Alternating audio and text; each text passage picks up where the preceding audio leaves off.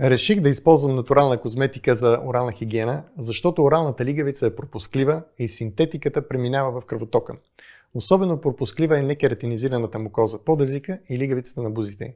Някои от тези химични съединения са цитотоксични и водят до промяна на морфологията на клетката. Ето защо избрах мощни натурални антисептици, като риган, например.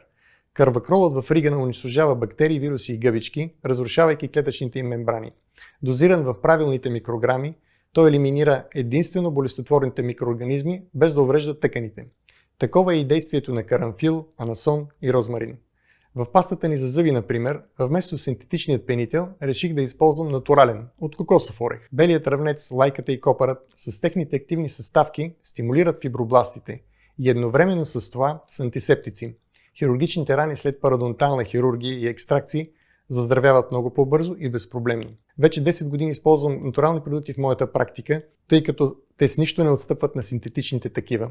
Затова с помощта на моето семейство започнахме да отглеждаме риган, бял ръвнец и лайка и да дестилираме етеричните масла, които използваме в нашите продукти.